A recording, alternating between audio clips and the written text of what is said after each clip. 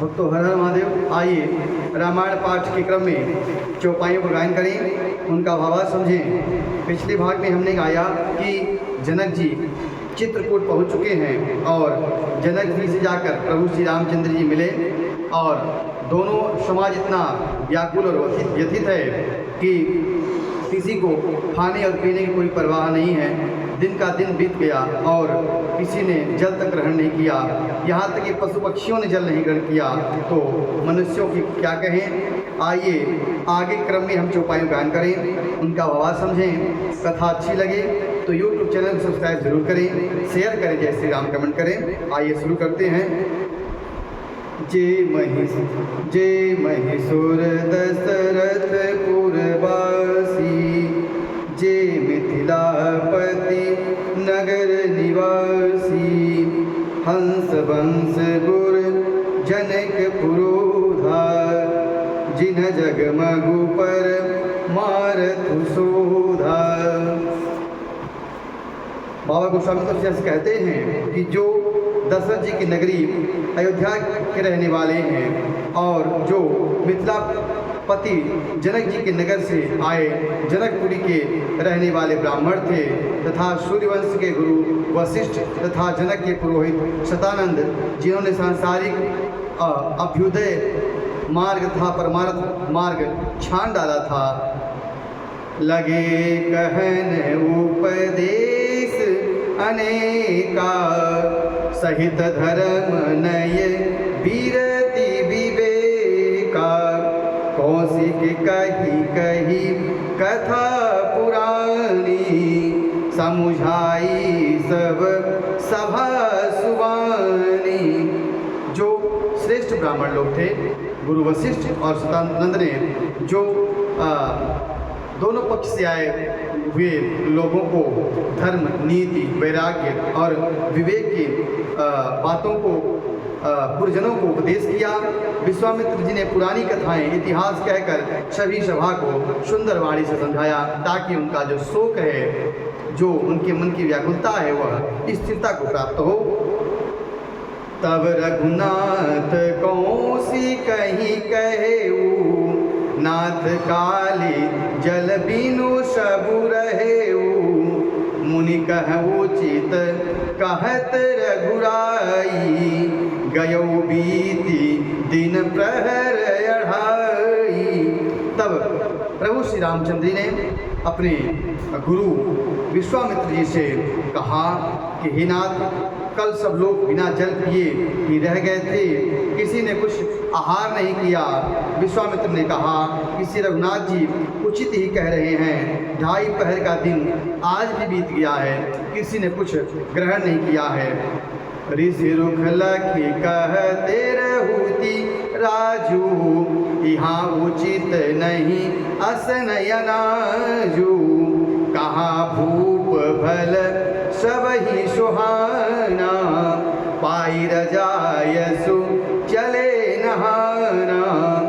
विश्वामित्र का रूप देखकर और जनक जी का ने कहा कि यहाँ अन्य खाना उचित नहीं है।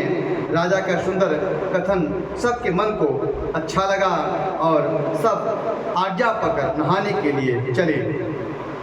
तेहि अवसर फल फूल दल, मूल अनेक प्रकार रामा, लई आए बन चर विपुल, भरी भरी कावरी भार रामा। उसी समय अनेकों प्रकार के बहुत से फल, फूल, पत्ते, कंद मूल फल, जो कि चित्रकूट के आसपास रहने वाले कोल तथा भील जाति के लोग थे, वह वहाँ पर लाए। कामद भे गिरि राम प्रसाद, अवलोकत अप हरत विषाद, सरसरिता वन भूमि विभाग, जनुमगत आनंद अनुराग, जनुमगत आनंद अनुराग। प्रभु श्री रामचंद्र की कृपा से सब पर्वत मनचाही वस्तुएं देने लगे। वे देखने मात्र से ही दुखों को सर्वस्व हर लेते। वहाँ के तालाबों, नदियों, वन, पृथ्वी सभी भागों में मानो आनंद और प्रेम उमड़ रहा हो। बेली बिटप सब सफल सफूला, बोलत खग्र मृग अली अनुकूला, तही अवसर बन अधिक उषाहु, त्रिविध समीर सुखद सब काहू। उस समय जो वृक्ष थे वह कुरुति मतलब जो ऋतुओं जिस ऋतु में जो फलना चाहिए, फूलना चाहिए, उस ऋतु को छोड़कर उस ऋतु के प्रतिकूल भी वह फल और फूल प्रभु श्री रामचंद्र की कृपा से वह वहाँ पर प्रदान कर रहे हैं। और बेले सभी वृक्ष और फूल युक्त हो गए हैं, पशु पक्षी और घोड़े अनुकूल बोलने लगे हैं। इस अवसर पर वन में बहुत उत्साह आनंद छा गया है। सब किसी को सुख देने वाली शीतल मंद और सुगंध तीनों प्रकार की हवाएं वहाँ पर बह रही हैं। जाइन बरनी मनोहरताई,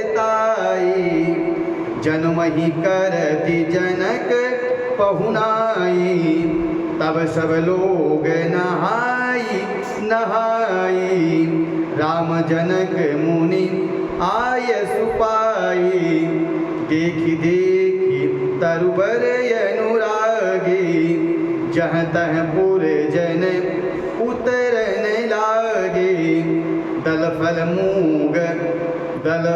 मूल कंद विधि नाना, पावन सुंदर सुधा समाना, पावन सुंदर सुधा समाना। वन की जो मनोहरता है उसका वर्णन नहीं किया जा सकता है। मानो पृथ्वी जनक जी की पहुनाई कर रही हैं। तब जनकपुरवासी सब लोग नहा नहा कर श्री रामचंद्र जी जनक जी और मुनि की आज्ञा के पाकर सुंदर वृक्षों को देखकर प्रेम से भरकर जहाँ तहाँ उतरने लगे। पवित्र सुंदर और अमृत के समान अनेक प्रकार के पत्ते, फल, फूल और कंद जो कि वहाँ के कोल भीलों के द्वारा लाए गए।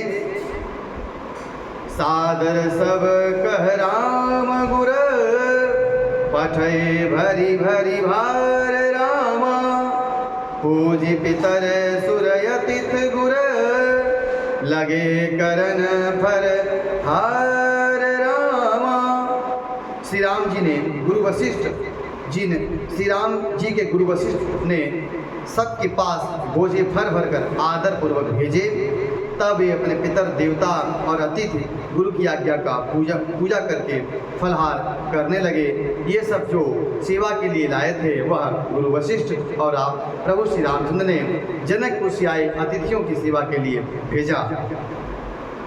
यही विधि पासर बीते चारी, राम निरखे नर नारी सुखारी, दुहु समाज यसी रुचि मन माही, बिनिशिय राम फिरब भल नाही।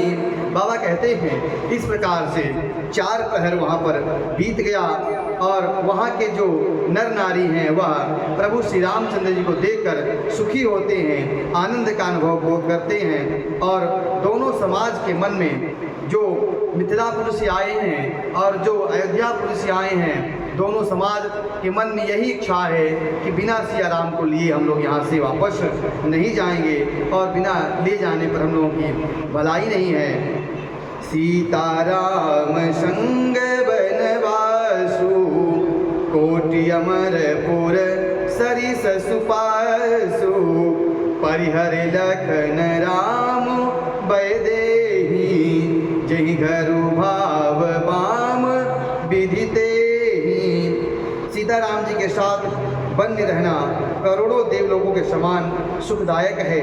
और सीता लक्ष्मण जी और श्री राम जी के साथ छोड़कर घर जाने लगे तो विधाता भी विपरीत समझना चाहिए। दाहिन दहई होई जब सबही, राम समीप बसिय बन तबही, मंदाकिनी जनु तिहु काला, राम दरसु मुद मंगल माला। जब देव सबके अनुकूल हों तब प्रभु श्री रामचंद्र के समीप निवास मिल सकता है, उनके पास रहने का मौका मिल सकता है जब विधाता अनुकूल हो।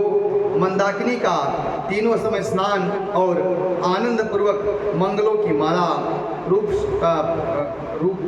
श्री रामचंद्र जी का दर्शन हो सकता है। अटन राम गिरि बन, अटन राम गिरि बन तापस थल, असुन अमीय सम कंद मूल फल, सुख समेत संबत दुई साता, फल सम होई की जनि यही जाता। श्री रामचंद्र जी के पर्वत वन और तपस्वियों के स्थान पर घूमना अमृत के समान, सावन कंद मूल फलों का भोजन 14 वर्ष सुख के साथ फल के समान बीत जाएंगे और यह समय जाते हुए जान नहीं पड़ेंगे। यही सुख जोगन जोग सब कहाँ सुभागु, सहज सुभायस माजदहु, राम चरण अनुरागु।